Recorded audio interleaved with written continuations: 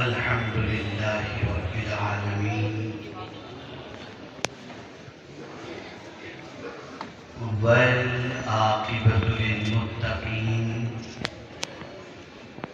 والصلاة والسلام على سيد الأنبياء والمرسلين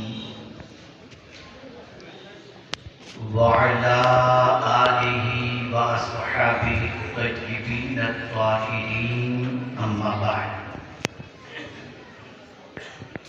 فأعوذ بالله من الشيطان الرجيم بسم الله الرحمن الرحيم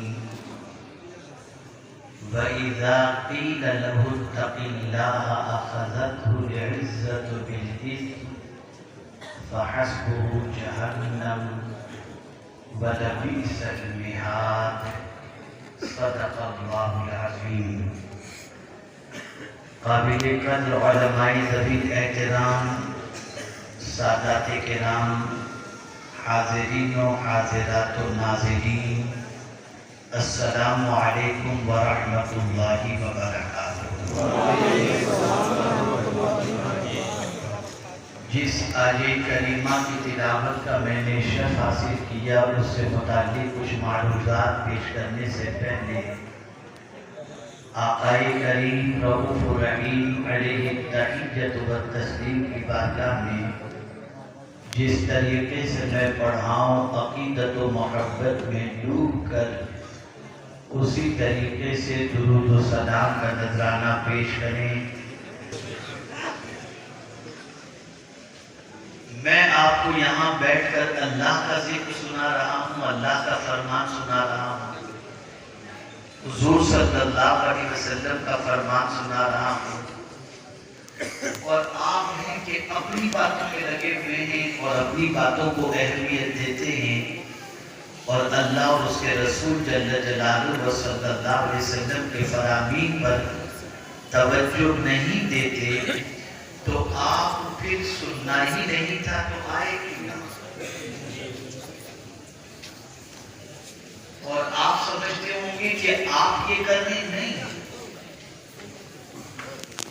شیطان پوری کوشش کرتا ہے کہ کوئی بھی اللہ کا فرمان آپ کے کانوں تک نہ پہنچے.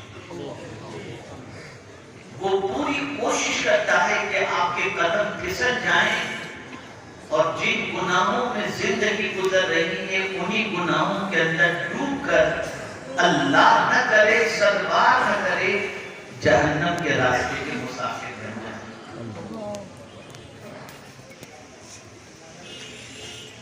میں ان لوگوں سے گزارش کروں گا جو دور رہ کر بات کرتے ہوئے یہ سمجھتے ہیں کہ ہماری بات جو نہیں ہو رہی ہے وہاں تک کیسے پہنچے گی، ان کی آواز بھی یہاں تک پہنچتی ہے. آپ ذرا سوچو، یہ تفصیل کے مثال سمجھنے سمجھانے کے لیے ہے. ایک باپ اپنے بیٹے سے کچھ کہے اور بیٹا توجہ دینے کی بجائے ادھر ادھر اپنی باتوں میں لگ جائے تو باپ کو کتنی ناراضگی ہوگی. اللہ کا فرمان سننے کی بجائے آپ ادھر ادھر توجہ دو گے تو اللہ کتنا ناراض ہوگا. کیا میں امید کر سکتا ہوں کہ اب انشاءاللہ آپ خاموشی سے سنیں گے؟ انشاءاللہ. کوئی بھی کسی کو کچھ بھی نہ کہے، سنیں اور پھر سوچیں کہ آپ کیا ہیں اور آپ کو کیا بننا چاہیے. بڑی لطیف گفتگو آپ کی حدیث عزیز کا تھی. حضرت مولانا سید امین القادری صاحب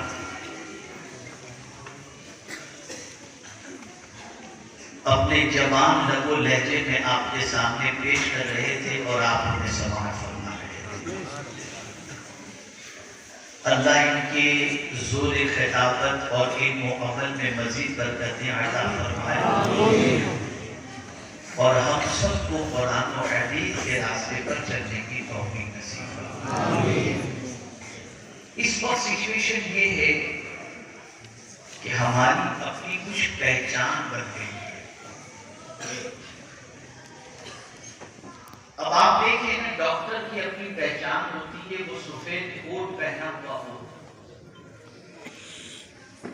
اور گلے کے اندر آلہ ڈالا ہوا ہو تو اسے دیکھ کر ہم پہچان لیتے ہیں کہ یہ ڈاکٹر صاحب ہے۔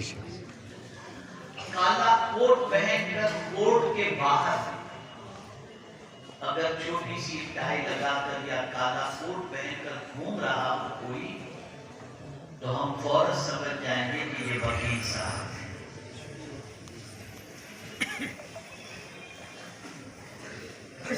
پہچان ہوتی ہے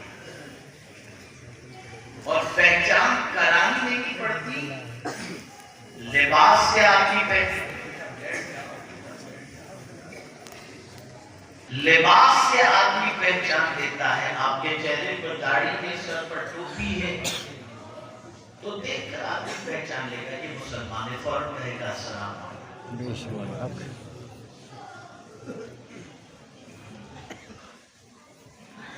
اسی طریقے سے کوئی بھگوا لباس پہنا ہوا ہے اور ماتھے پر چوٹی ہے تو آدمی دیکھ کر پہچان جائے گا یہ کوئی پنڈت ہے، یہ ہندوؤں کا کوئی مذہبی آدمی ہے۔ کسی کے گلے کے اندر کراس کا چین یا پینڈنٹ ہے تو دیکھ کر آدمی سمجھ جائے گا کہ یہ عیسائی ہے۔ پتہ چلا ہر ایک کی کچھ نہ کچھ پہچان ہے۔ جی اب میں آپ سے پوچھنا چاہتا ہوں ماضی میں ہماری پہچان کیا تھی اور آج ہماری پہچان کیا ہے؟ پہلے لوگ کیسے پہچانتے تھے کہ ہم مسلمان ہیں اور آج لوگ کیسے پہچانتے ہیں کہ ہم مسلمان ہیں؟ آج اگر جاہل کوئی نظر آئے تو آدمی کہتا ہے یہ مسلمان ہے۔ محلوں میں گندگی نظر آئے آدمی سمجھ جائے گا یہ مسلمان ہے۔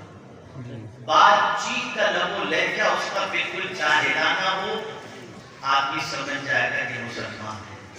رات کو 3 بجے تک گندی پکچریں دیکھ رہا ہو سمجھ جائے گا مسلمان ہے۔ صبح 12 بجے تک اس کی نیند مکمل نہ ہوتی ہو سمجھ جائے گا کہ مسلمان ہے۔ ماں بہن کی گالی گلوچ کر رہا ہو آدمی سمجھ جائے گا کہ مسلمان ہے۔ کیا یہ سچ نہیں کہ یہ ہماری پہچان ہے؟ اب آئیے ماضی میں ہماری پہچان کیا تھی، لوگ ہمیں کس طرح سے پہچانتے تھے، تھوڑا سا سمجھاتا ہوا چلے۔ میرے پیارے آقا صلی اللہ تعالی علیہ وسلم کے پیارے دیوانوں 2 یہودی ایک راستے سے گزر رہے تھے اور بیچ راستے میں ایک پتھر پڑا ہوا تھا۔ اس پتھر کو دیکھ کر ایک دوسرے سے کہنے لگے پتہ نہیں یہ پتھر یہاں کیسے پڑا ہوا ہے؟ تو دوسرے یہودی نے جواب دیا شاید یہاں سے کوئی مسلمان نہیں گزرا ورنہ اس پتھر کو ضرور اٹھا کر کے کنارے ہماری پہچان۔ میں خدا کے لیے ہاتھ جوڑ کر عرض کروں گا، ہاتھ جوڑ کر عرض کروں گا، سننا ہو تو بالکل خاموش رہ کر کچھ سنو۔ میں اکثر کہا کرتا ہوں کہ میں آپریشن کرنے کے لیے یہاں پر آتا ہوں اور آپریشن تھیٹر کے اندر ڈسٹرب ہو تو کیس فیل ہوتا ہے۔ میں آپ کے دماغ کو سمجھانا چاہتا ہوں، سنوارنا چاہتا ہوں۔ یہ ہماری پہچان تھی، یہ ہماری شناخت تھی، یہ ہماری آئیڈینٹی تھی۔ لوگ ان چیزوں کو دیکھ کر پہچان لیتے تھے کہ مصطفیٰ پیارے کا دیوانہ ہے۔ جب اسپین سے مسلمانوں کو نکالا جا رہا تھا اور جب ایک بڑی تعداد مسلمانوں کی اسپین سے نکال دی گئی تو عیسائیوں نے سوچا کہ ذرا دیکھیں تو صحیح اب تو کوئی اسلام مسلمان یہاں پر اسپین میں نہیں بچا، تو مسلمانوں نے ڈر کے مارے داڑیاں نکلوا دی تھی، عیسائی لباس پہن لیا تھا، اور اس طرح سے چھپ کر کے اسپین میں رہتے تھے۔ اس وقت عیسائیوں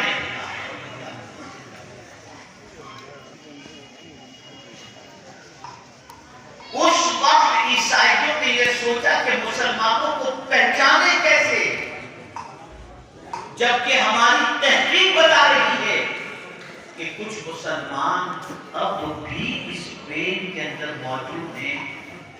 ایک طریقہ انہوں نے سیٹ کیا، اور طریقہ یہ تھا کہ بیچ چوراہے پر ایک پانی کا مٹکا رکھ دیا، اس کے تھوڑے سے فاصلے پر ایک کوڑ کے مریض کو بٹھا دیا، اور اس کوڑ کے مریض سے کہا کہ جب بھی کوئی یہاں سے نکلے تو پانی مانگنا، سب سے کہنا پانی پلاؤ، بس یہ تیرا کام ہے۔ جاسوس سب طرف پھیلے ہوئے تھے، وہ ہر نکلنے والے سے کہتا پانی، العکش، واٹر، پانی مانگ رہا تھا۔ لوگ اس پر توجہ دینے کی بجائے چلے جا رہے تھے۔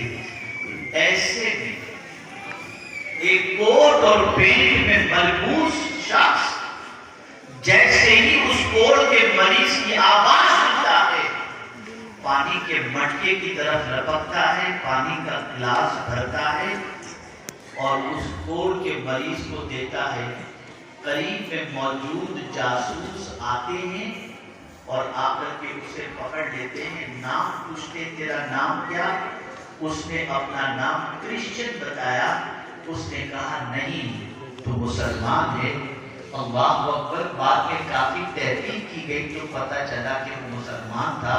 اس کے بعد اس مسلمان نے عیسائی جاسوس سے پوچھا، میرے ہاتھ میں تسبیح بھی نہیں تھی، میرے چہرے پہ داڑھی بھی نہیں تھی، میرا سر سجدے میں بھی نہیں تھا، میں قرآن کی تلاوت بھی نہیں کر رہا تھا، آخر ایک کوڑ کے مریض کو پانی پلانے پر تم نے کیسے پہچان لیا کہ میں مسلمان ہوں؟ جواب سنو، عیسائی جاسوس کہتا ہے اگر کسی مریض کو کوئی پانی پلا سکتا ہے تو محبت کا دیوانہ ہی یہ پہچان ہے، یہ آئیڈینٹی تھی ہماری، یہ شناخت تھی ہماری۔ آپ ذرا سوچو، اتنا بڑا نوجوانوں کا مجمع ذرا دیکھیں تو صحیح، افراتفری، شور و غل، وہاں کوئی ٹھکانا نہیں، اس طریقے سے۔ اور میں گزارش کروں گا ہمارے حضرت مولانا یامین صاحب سے اور منتظمین سے کہ جب کبھی کوئی اس قسم کا جلسہ کریں ضرور کریں، آنے والوں کا میں خیر مقدم کرتا ہوں، لیکن ایک بات کا خیال رکھیں کہ اپنے نمائندے اور والنٹیئر کو سب جگہ کھڑا کرتے تاکہ پر اس طریقے کی شرارت کرنے والوں کو خاموشی سے بٹھایا جا سکے۔ خیر، آخر کیا بتا ہے؟ اب یہ بھی بتا دیں، جمعوں کے اندر مسجد میں جا کر آپ تقریر سنتے ہیں، شاید کسی کی زندگی بدلتی ہے۔ 12 ربیع النور کے 12 خطاب سنتے ہیں، جیسے تھے ویسے ہی۔ 11ویں شریف کے 11 خطابات سنتے ہیں، غوث پاک کی عظمتوں کو سنتے ہیں، کوئی فرق نہیں پڑتا، بلکہ حق تو یہ ہے کہ تاجدار کربلا امام حسین رضی اللہ تعالیٰ عنہ کی شہادت کا واقعہ سن کر آنسو تو بہا دیتے ہیں، لیکن پھر بھی بروقت نمازی نہیں کر پاتے۔ یہ ضرور ہم کہتے ہیں کہ امام حسین نے سجدے میں کر دیا، لیکن اس واقعے کو سننے والا سجدہ کرنے کے لیے کیوں تیار نہیں ہوتا؟ اس کی سب سے بڑی وجہ یہ ہے ان محفلوں کے آداب سے ناشنا ہے۔ بے وضو آ گئے، ناپاک آ گئے، بغیر ٹوپی بیٹھ گئے، بس ٹائم پاس، چلو ہلا ڈلا کر کے چلے آئیں گے، یوں فوٹو نے، یوں سیلفی نے، یہ ووٹ پائے نے، یہ ووٹ پائے، کہاں سے برکت، کہاں سے زندگی بدلی؟ کیا کبھی کہ میں اس لیے پہنچوں کہ کچھ اللہ اور اس کے رسول کا ذکر سن کر میں اپنی زندگی تبدیل کروں. اگر یہ نیت کے بارے میں سوال پوچھوں تو اللہ معاف فرمائے میں نہیں جانتا کہ کتنے لوگ اس نیت سے آئے ہوں گے. حضرت فضیل بن عیاض علیہ رحمۃ اللہ اپنی والدہ سے عرض کرتے ہیں کہ ماں شہر میں ایک بڑے خطیب آئے ہیں, اگر آپ اجازت دو تو میں ان کی تقریر سننے کے لیے جاؤں. ہم نے کہا بہت اچھی بات ہے بیٹے, جاؤ ان کے خطاب سننے کے لیے, ان کا خطاب سننے کے لیے, لیکن میری یہ نصیحت یاد رکھنا, یہ نیت کر کے جاؤ کہ جو کچھ اللہ اور اس کے رسول کے فرمان کو سنائیں گے اس پر تم عمل کرو, ورنہ سننے کے لیے جا کر کے کیا فائدہ. کیا یہ نیت کر کے آئیں؟ کیا یہ جذبے سے آئیں؟ جذبہ, نیت, یہ ساری چیزیں دور. اب آئیے ایک ہی کی گفتگو کے بعد ہماری پہچان کیا تھی اور آج ہماری پہچان کیا ہے. ہم اگر نہیں سمجھے تو مستقبل یہ بتا رہا ہے کہ جھاڑو لگانے کے کام کے علاوہ کوئی کام ہمارے مقدر میں شاید نہ ہو.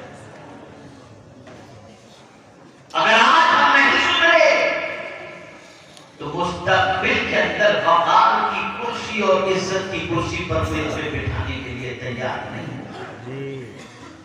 کیا وجہ ہے کہ مسلم محلے میں رہنے والا شخص جب اپنے بچے کو اچھی تعلیم دلا دیتا ہے اور بچے کو جاب ملتی ہے تو پہلے بچہ کہتا ہے ابا یہ محلہ چھوڑو کہیں اور جائیں, ایسا نہ ہو کہ ہماری نسلیں بگڑ جائیں. کیونکہ سنو گالی سے گلیوں میں ڈنڈے گلی ڈنڈا کھیلتے ہوئے, گالی گلوچ کرتے ہوئے, دیگا مستی کرتے ہوئے کوئی تہذیب, کوئی تمدن, کوئی اخلاق, کوئی ڈسپلن کچھ ہے نہیں.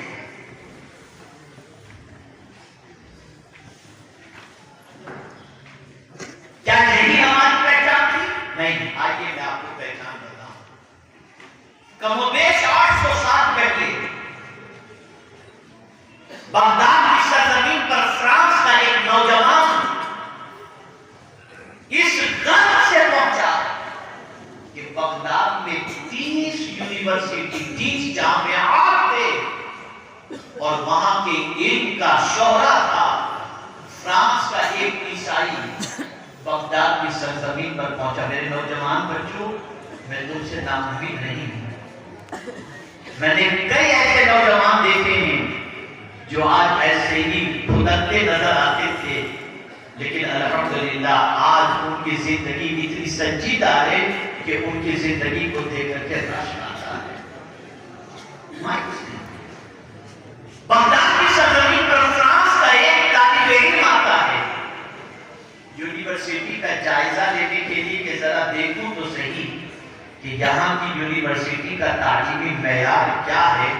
بغداد کی سرزمین پر جب جیسے ہی وہ پہنچا, بغداد کی گلی میں گھومنے والے نوجوانوں ذرا سننا غور سے, بغداد کی گلی میں گھومنے والے چند نوجوانوں نے جب اس اجنبی کو دیکھا اور محسوس کیا کہ باہر کا کوئی آیا ہوا ہے تو اس سے ملے اور اس کو پوچھا کہاں سے آیا. اس نے کہا فلاں سے آیا.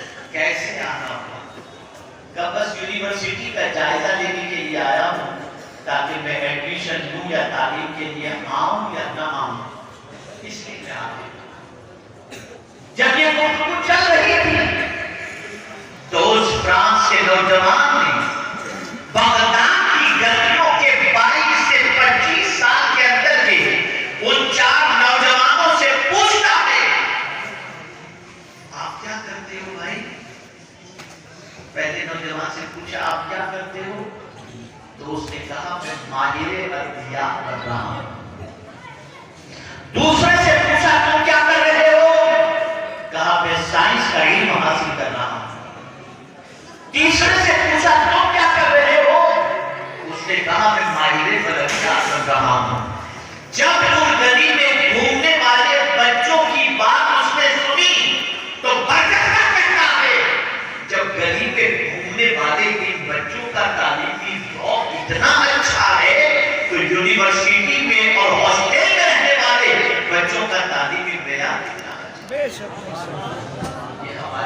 پہچان ہے۔ دیکھیے ابھی بھی آپ دیکھ رہے ہیں، خیر کوئی بات نہیں، اپنے بچے انشاءاللہ اللہ سے ٹھیک ہو جائے گا۔ خرابی آج کی نہیں، بڑے زمانے کی چل رہی ہے۔ تو آج آنے کا منشا یہ ہے اپنی آئیڈینٹی چینج کرو، اپنی شناخت پر چینج کرو، اپنی پہچان بناؤ، اس لیے کہ اچھی طریقے سے یاد رکھو جو قوم اپنی شناخت کو مٹا دیتی ہے اور باوقار نہیں ہوتی، اس قوم کے قریب رہنے کے لیے کوئی تیار نہیں ہوتا۔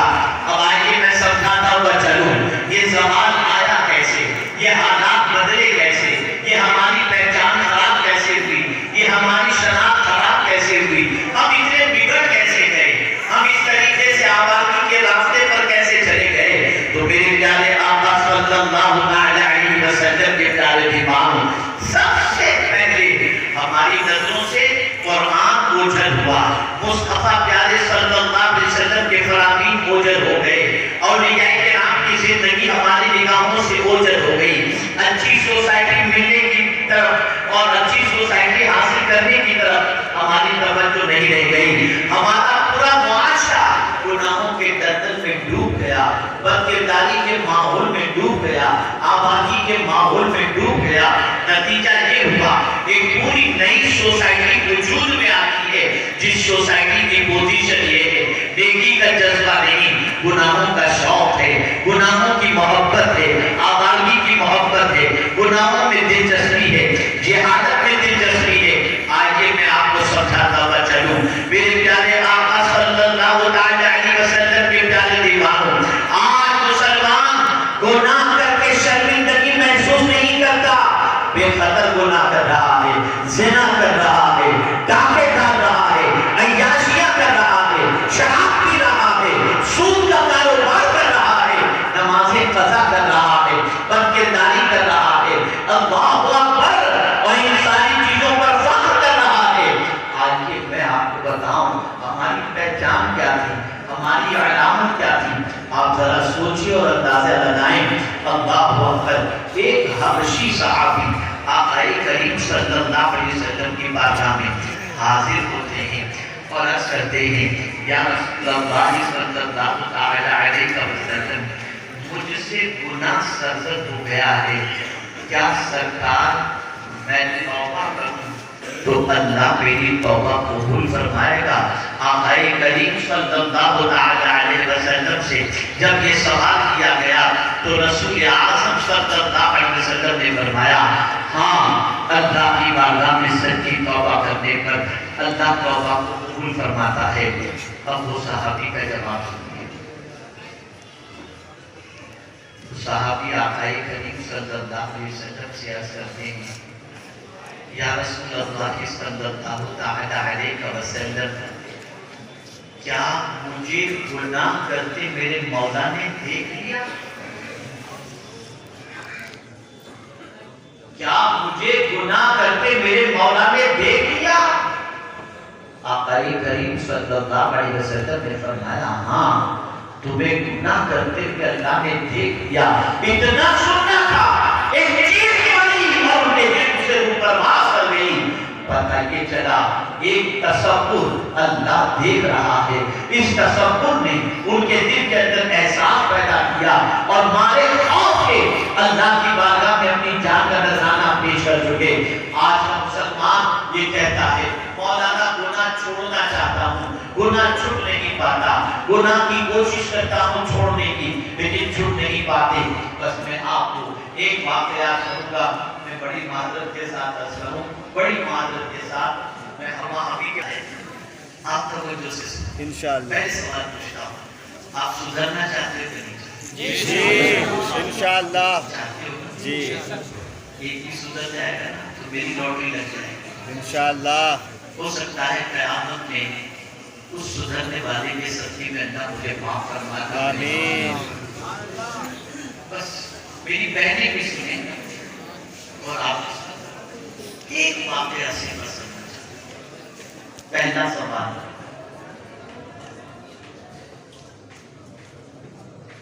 یہ بتائیے گناہ اچھی چیز ہے یا بری چیز؟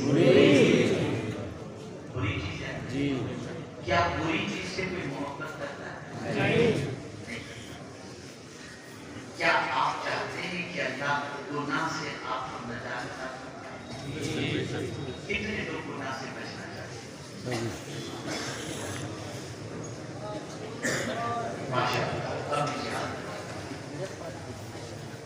آپ بچنا چاہتے ہیں علماء کے پاس، مشائخ کے پاس، بزرگوں کے آستانے پر جا کر کعبہ شریف، مدینہ شریف، مکہ شریف، مدینہ شریف جا کر کے سوچتے ہیں اب گناہ نہیں کرتے، لیکن پھر بھی گناہ ہو جاتا ہے، ہو جاتا ہے۔ میں ایک واقعہ صرف آپ کو سناتا ہوں، اسے یاد